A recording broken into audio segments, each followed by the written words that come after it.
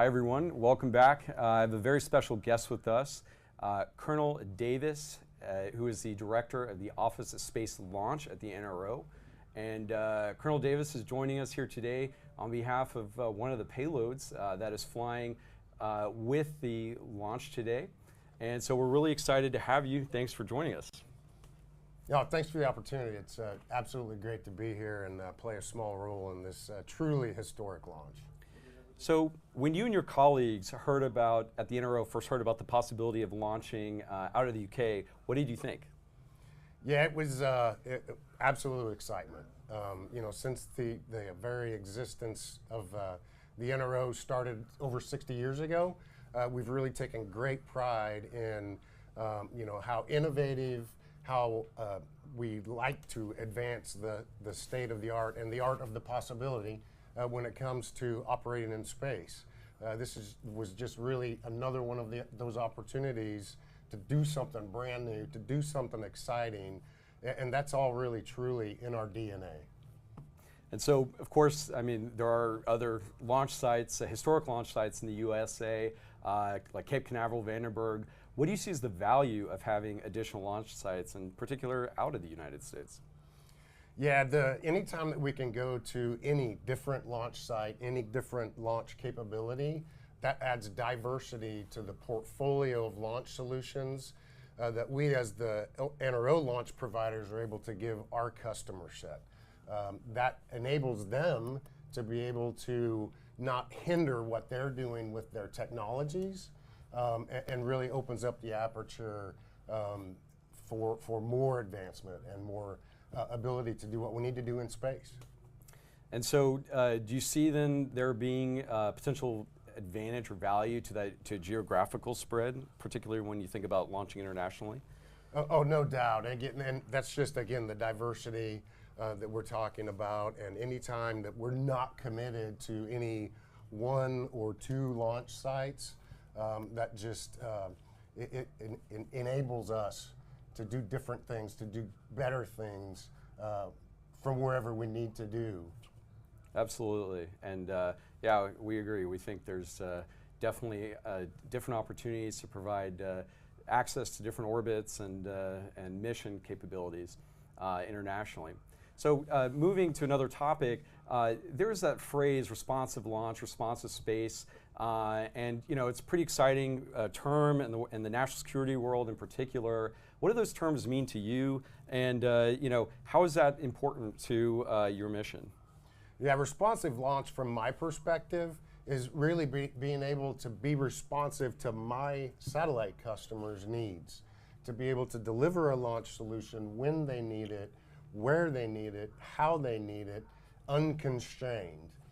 So having vertical launch, having horizontal launch, all of those things, add additional toolbox, adds to my toolkit right. that I can take to my customer set. Yeah, absolutely. And then, of course, launching on demand potentially would be a whole nother benefit within a 24-hour period or so, which is something Virgin Orbit is trying to accomplish. So another question would be, a lot of what you and your NRO colleagues have talked about when discussing this mission in particular is the value of the partnership. I think the international partnership in particular with the UK RAF. With all that's going on in the world and in space right now, both in the areas of conflict and in times of peace, what do you see as the start of international partnerships and interoperability between the US, the UK, and potentially other partners? What are those benefits there? Yeah, you absolutely nailed it. The agility, partnership, and interoperability were the three big things for us with this mission. You talked about partnership and interoperability there. No doubt, if you look at the logo for this mission, it screams partnership. You've got NRO, U.S. Space Force, UK Space Agency, RAF. The list goes on and on and on, not to mention our industry partners. So yeah, partnership was a key part of this entire mission for us. And then, as launch folks, we like talking about the launch, but we don't exist unless we put capability on orbit. Right. And as the primary rideshare for this mission, we're here. I have a job to get capability on orbit And with these primary payloads that we're working with the UK MOD and DSTL, that's the whole goal, is to be able to demonstrate our allied interoperability with that data sharing across our partners in this, as you mentioned, incredibly dynamic and quite frankly dangerous space environment that we're dealing with today. So you definitely see that this type of partnership is something that will be valued going forward, and more such missions will likely be accomplished in the future. Well, yeah. I mean, anytime. Who knows what tomorrow looks like, right? But again, anytime I can provide unique solutions, any other kind of launch solutions to my customer set, that's attractive to them. So yeah, we certainly hope to. Yep. This has been the Cornwall community here, the Cornwall Spaceport, the Newquay community have just been absolutely fantastic. We were in a taxi the last time we were down here, and they were like, "Oh, are you out here for the launch? That's so exciting!" The community is just really embracing it, and it's fun to be a part of that. Yeah, exactly. I mean, especially being a historical first here, I mean, it really means something to be part of it. So it is, you can feel that excitement, totally. Whether it's in the taxi cab or at the launch site. Yeah. And then finally, the other major element of the partnership that often gets discussed is between government and commercial industry. How is the ability to leverage commercial industry in particular, and in order to tap into new capabilities, change the way that you and your colleagues work and think about missions? Well, and it enables us to really unlock the innovation. That we are all about advancing technology and innovating. Nobody does that better, more efficiently, quicker than the commercial environment. So anytime that we on the government side are able to put constructs in place, like the contract that we used to acquire this particular launch service, that really harnesses the energy and the power that's in that commercial industry, so we can work together better and ultimately advance our U.S. and allied capabilities. Yeah, I can agree more, of course, on the commercial side. But I mean, and we likewise appreciate the partnerships with government entities that are also encouraging and supporting new technologies to come to the market. So it definitely is, it's a symbiotic relationship that I think fosters and supports both sides. So Colonel Davis, it's really been a pleasure having you here today, and we thank you for coming down to Cornwall. Do you have any final thoughts or words you'd like to say as we get ready for the launch? No, again, thank you. Thanks to Mel, who's been the host most of today on this, her and her team, and then the Virgin Orbit and Virgin Orbit National Systems teams have just been fantastic to partner with on this particular mission. And I personally have been really proud to just play a small role in it. So thanks very much. Thank you. All right, back to you guys.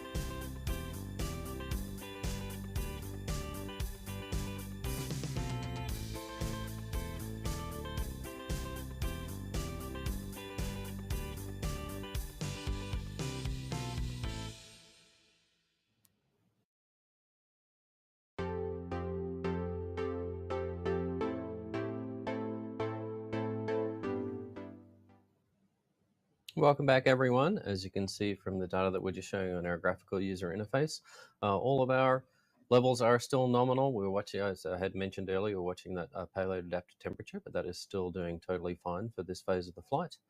For those folks that have been watching our 3D map, which we'll bring up now, you'll notice that we did fly just south of the county of Cork in Ireland.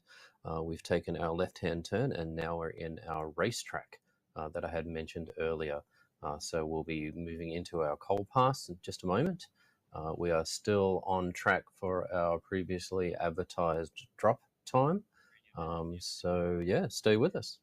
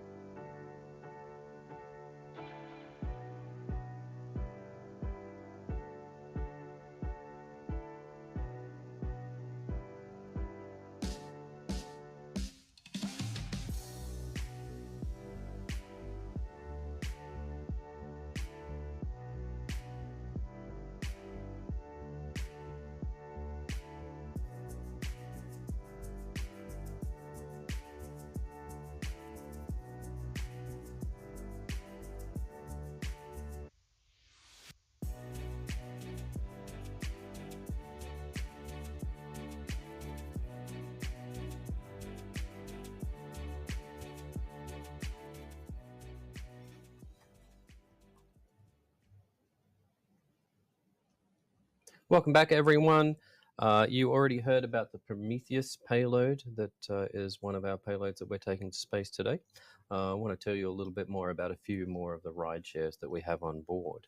The first one there is the IOD-3 Amber, or commonly known as the IOD, which is developed by the Satellite Applications Catapult and Horizon Technologies and is built by AAC Clyde Space, all based in the United Kingdom. IOD-3 is expected to be the first of more than 20 Amber satellites to provide space-based maritime domain awareness data to users. Another one is CIRC, or the Coordinated Ionospheric Reconstruction CubeSat Experiment, and it's a part of a joint mission between the UK's Defence Science and Technology Laboratory and the US Naval Research Laboratory. Third one there is Dover, which is developed by the RHEA Group of Belgium, and it's the company's first satellite in its 30-year history. We're very proud to be carrying her on board today, and is being co-funded through the European Space Agency's navigation program and built by Open Cosmos of the United Kingdom. Dover is a small sat that was created as a pathfinder for resilient global navigation satellite systems. We're going to bring up the GUI again. Just a couple of notes from the MCC. Our launch commit criteria for terminal count has been given the all clear. The terminal count is the portion when the rocket goes into an autonomous mode. We did have some questions on the YouTube stream that I want to address. Some folks saying this is actually the second launch after Wallace and Gromit went to the moon for cheese. Thank you very much for that. And also the use of Fahrenheit versus Celsius. Typically in the aerospace world, we use imperial units over metric units. I think that's all I got for the moment. Like I said, we're moving into the cold pass and things are about to get very exciting. So please stay with us.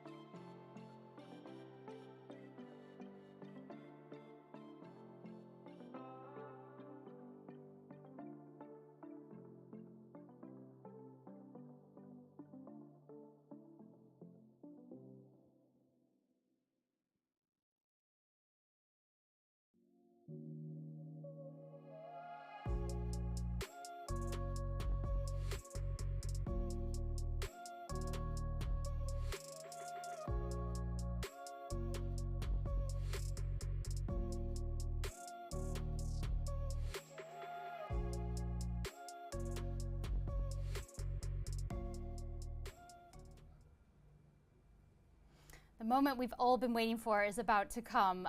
But before that, we want to talk a little bit about the mission name, Start Me Up, which is named after the iconic British rock band's record, Start Me Up, that was released by Virgin Records in 1981. I can't think of a better name for the mission, for a starting up launch out of the UK. But let's hear a little bit more from a familiar face, Sir Richard Branson. Start Me Up.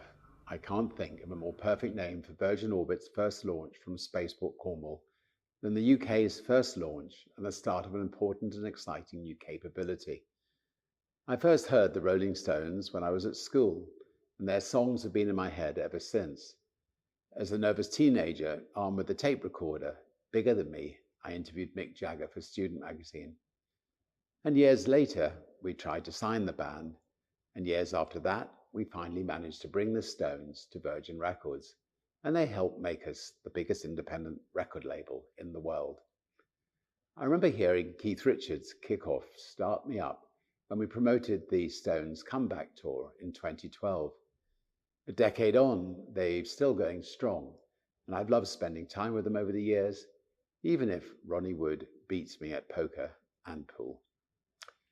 One of the most wonderful parts of Virgin Orbit's missions has been the opportunity to bring the Virgin family together, not least by honouring a Virgin Records artist with each launch. And this should be the most thrilling one yet. Congratulations and good luck to all involved in this launch in Cornwall, the UK and worldwide.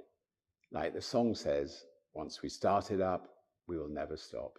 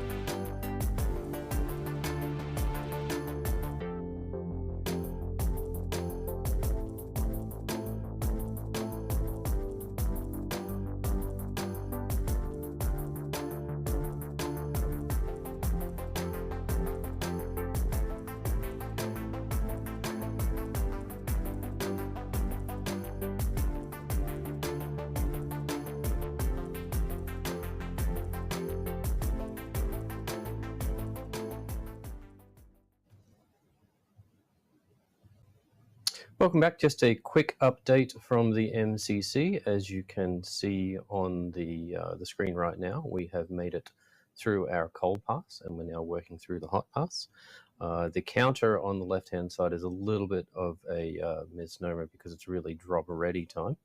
And I also did want to mention, you probably saw a quick camera feed that we had where the screen looked black. That's actually nominal because that was a live camera feed from the camera that's actually on the rocket underneath the payload fairing. You can see now this is an aft camera view from the drop. So we have, it looks to be a successful ignition of the stage 1 engine as we make our way to space.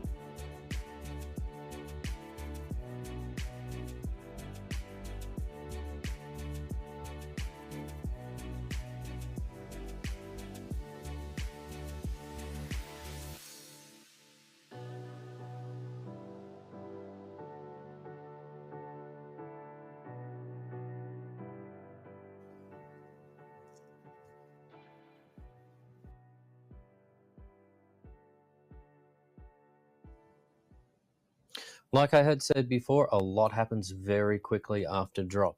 You can see here that we're actually getting towards the end of our stage 1 burn.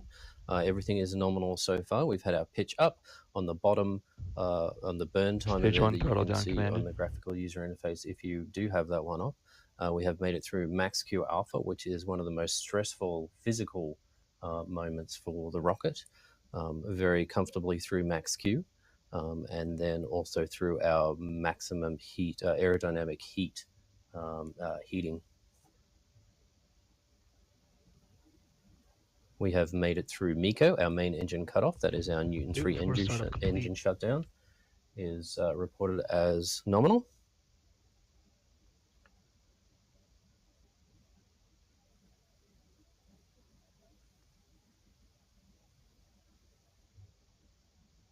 And if we can go back to our aft camera. Fairing brake wire is broken. We have stage separation.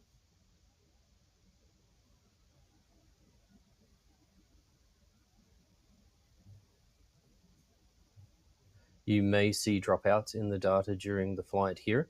That is expected as we're switching between the different ground stations that are picking up the signal from the rocket.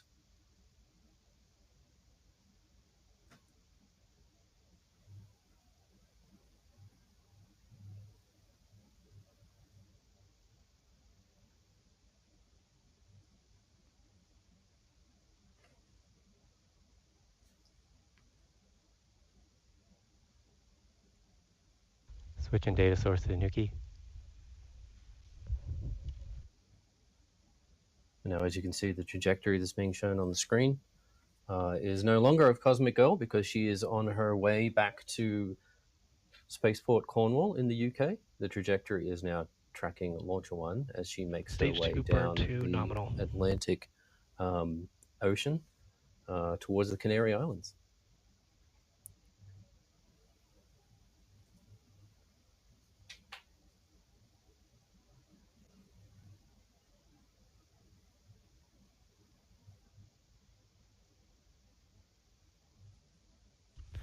Stage 2 trajectory nominal. Stage 2 trajectory nominal. That means our flight path is as expected, being picked up by those ground stations. We're probably almost coming up on halfway through our stage 2 burn number 1. On the GUI here, you can see in the center there, obviously the cool flame coming out the left-hand side. but you can see the fuel and the oxygen leaving the stage as it goes through the engine. Another really neat thing to see is the gimbal over on the left-hand side. The blue square with the dot in the middle shows you the position of the engine as it is steering stage 1. Stage 2 burn nominal.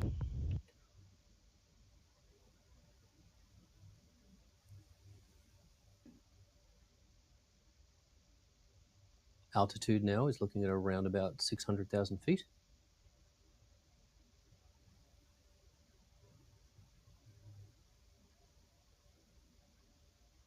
Approximately 3 miles per second.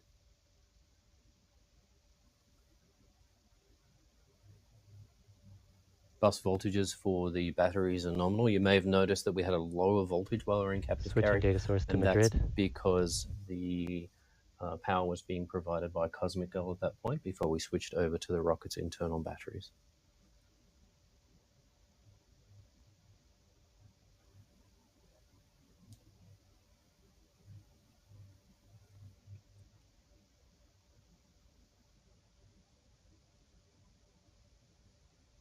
Stage 2 burn is a little longer than the stage 1 burn, so this might take a little while for us to get to second engine cutoff 1.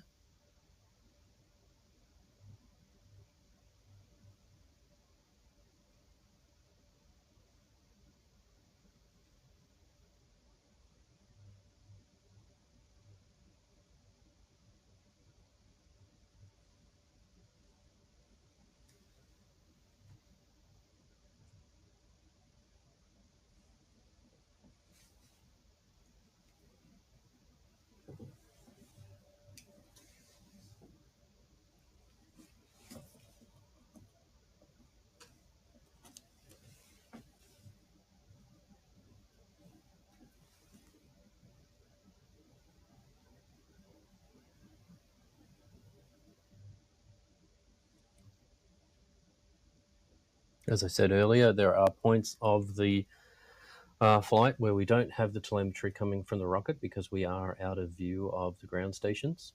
Our flight software folks have implemented a store and forward on our rocket, which means that when we are out of view of the ground stations, we are storing that data so that the next time we do come in view of a ground station, we can download it and Confirm and target back lock through from it. Madrid. Data source switch to Madrid. Our Madrid ground station has locked on to our rocket and is streaming the data now.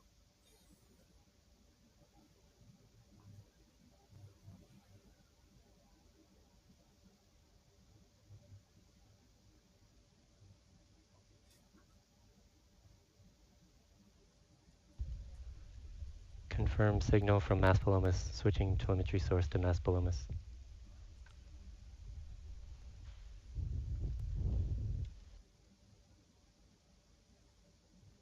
Newton 4 shutdown initiated.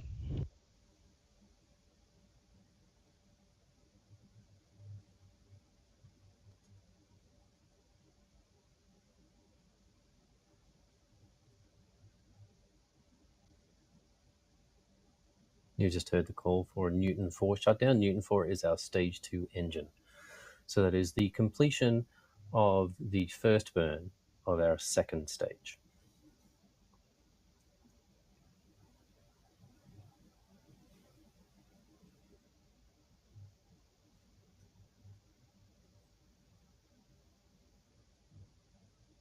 You can see along the bottom of the screen right now, our flight timeline has been updated to show the Cosmic Girl is returning, obviously, and then Launcher 1, which takes up the majority of the flight timeline there, is at our S2 cutoff, or our second stage engine cutoff.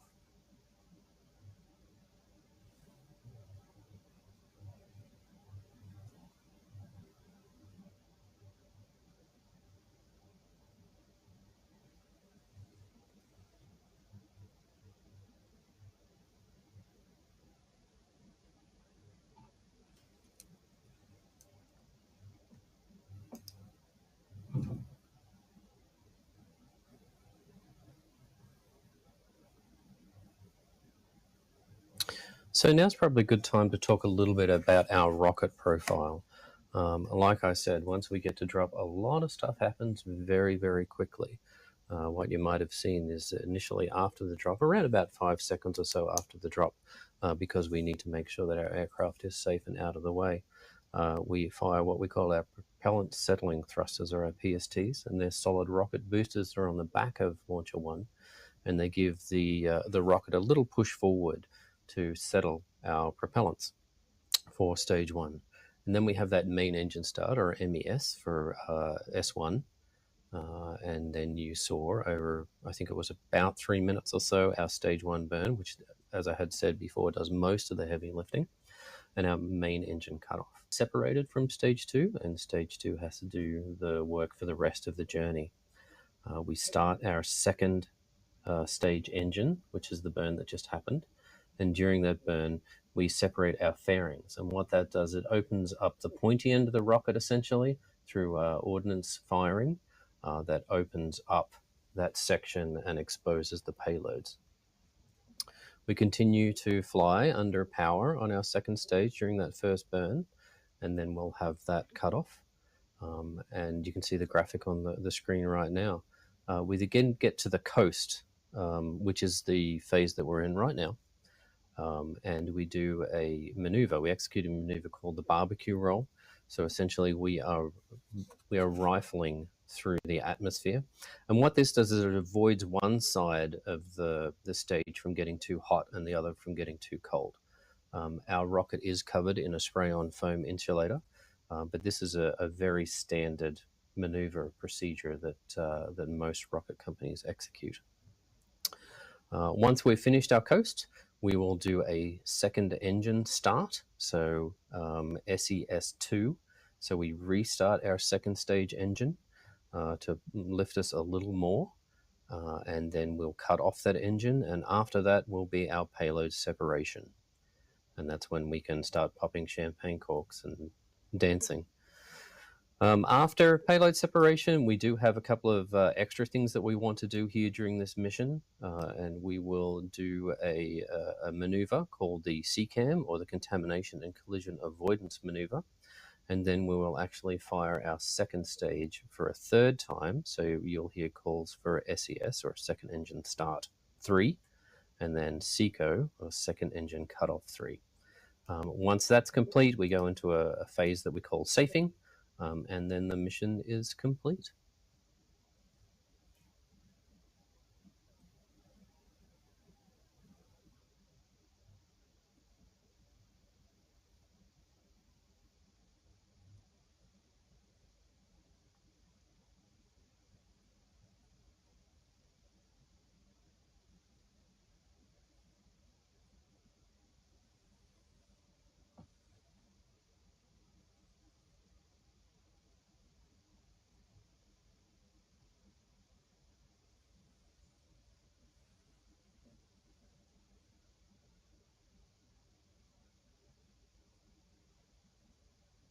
You can see images on screen right now from our Mission Control Center over in Cornwall, the UK.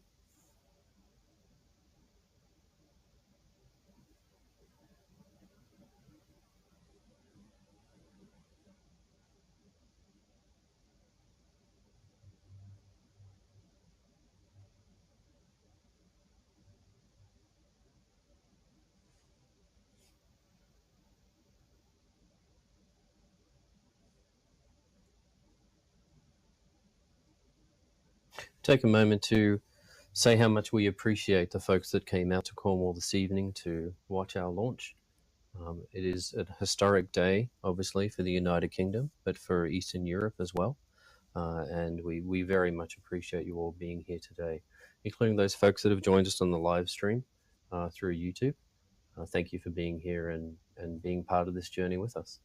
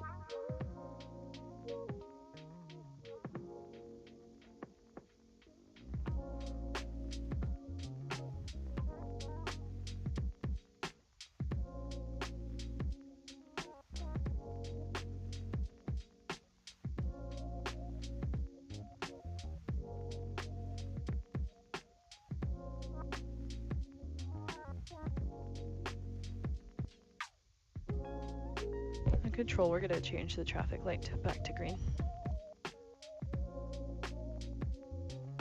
SMA concurs, changing traffic light to green.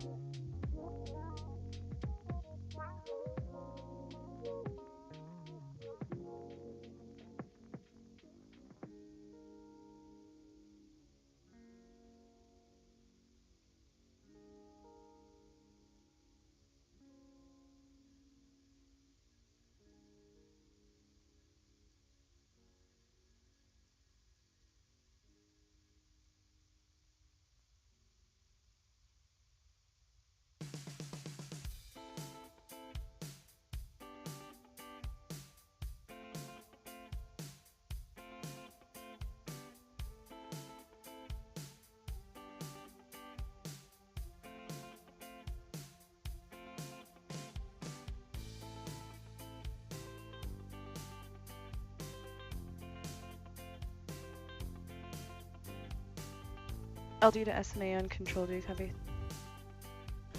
SMA controls on copy, go ahead. Have you let the tower know that hazardous operations have ended? No, I have not and I cannot, but I can coordinate with range 1 on FA in it. Copy. Also, did you change the traffic light? No, I did Oh, not. never mind. Sorry, we're going to green. Is it green now? Let me pull up the... It's okay, LC is working it. Okay, copy. SMA.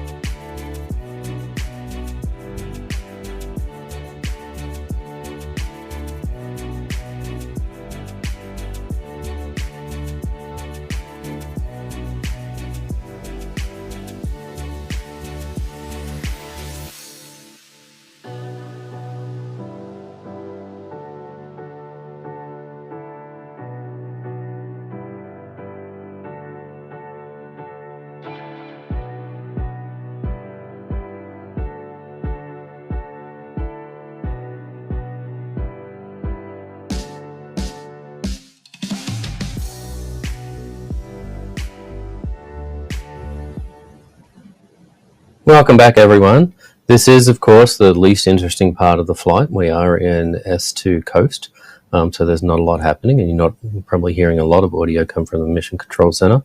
But I did want to let you know that Cosmic Girl is only minutes away from landing. That is our primary mission, is safety here at Virgin Orbit, and we want to ensure that our flight crew and all the folks on the ground are ultimately safe at all phases of our mission. So yeah, just a quick update here from the MCC.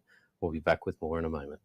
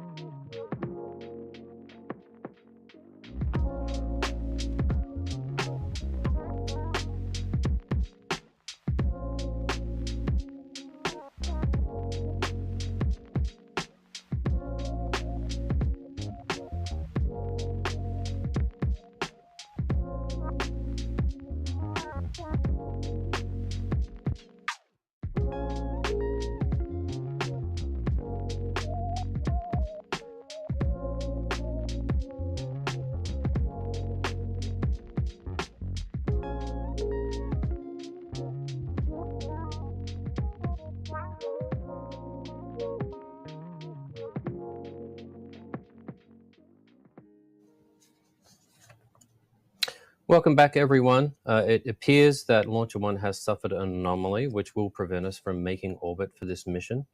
We are looking at the information and data that we have gotten, and we'll be back with you in a moment with more.